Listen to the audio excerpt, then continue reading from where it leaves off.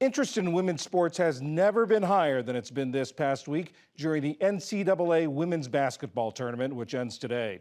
At least two of the games were the most watched women's basketball games ever, more viewers even than last year's World Series or NBA Finals.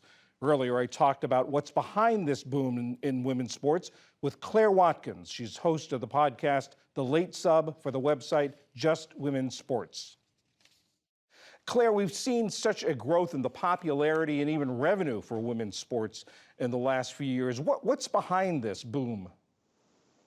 Yeah, I think it's twofold. I think we're seeing investment off of the field, off of the court, where people are realizing that this is an opportunity, not only on the business end, but also just in that we're seeing the rise of the parity in sports themselves. I think if you look, for example, at the NCAA tournament this year, we're seeing rising parity in the league or across the NCAA, and that is turning into more local and national interest. And then we're also just seeing larger media properties like ESPN seeing this as a valuable part of their assets. And so we're seeing more investment in making women's sports more accessible as well. You talk about parity. There doesn't seem to be interest parity between the men's tournament and the women's tournament this year. It seems that there's a lot more excitement, a lot more interest in the women's tournament. Why do you think that is? Some of it is just purely logistical, I think, in some ways. It's the norm in women's basketball for players to stay for an entire 4 years. So, for example, if you have a really exciting freshman, like, for example, Paige Beckers 4 years ago or Caitlin Clark 4 years ago, they stay at those programs for their entire college career. So you get attached to them in those jerseys. You get local fan bases get attached to these players. And so I think the iconography of women's college basketball has more opportunity to grow or surrounding players themselves than perhaps we see in the men's game with the more one-and-done structure. Since 2022, the women's tournament has had 68 teams, just like the men's tournament. Do you think that has had any effect on the quality of play? Absolutely. I'm a big believer that more programming raises parity throughout. I think you see this not only in college sports, but also in professional sports. So I think if you give the greater opportunities, if you treat it like that premier event that it deserves to be treated as, and you give more schools an opportunity to participate in it, that encourages those schools to then invest in their programs, recruit a little bit deeper. It encourages players to maybe not chase certain schools and maybe stay closer to home. And so those greater opportunities to play on the big stage or to go to the big dance, I do think makes a huge impact in seeing higher talent levels further to the fringes of the sport. It also seems like the women's game has evolved over the years. You're seeing more three-point shots. You're seeing more physical play. You're seeing more on-court taunting, sort of getting more like the men's game used to be. Do you think that's a factor, too, in the rise of the popularity? Absolutely. I mean, basketball is a personality-driven sport. It's one of the most personality-driven sports that we have in this country.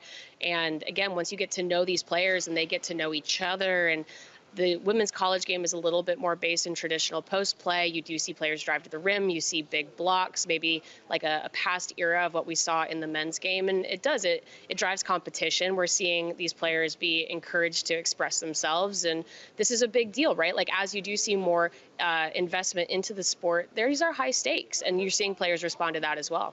You talk about more investment into the sport. You know, in 2021, the picture of the women's weight room at the NCAA tournament compared to the men's weight room went viral. The NCAA wouldn't, until then, wouldn't allow the term March Madness to be used for the women's tournament. Do you think you're going to see colleges and schools put more money into women's programs now? I would like to think so. I mean, as we know, college athletics is in sort of a state of flux every year right now. I do think NIL opportunities have changed the commercial viability of women's sports dramatically. I think a lot of that is being done outside of traditional avenues. I mean, I think we see a lot of brands investing in these players. We're seeing a reach on social media that has an impact for these players.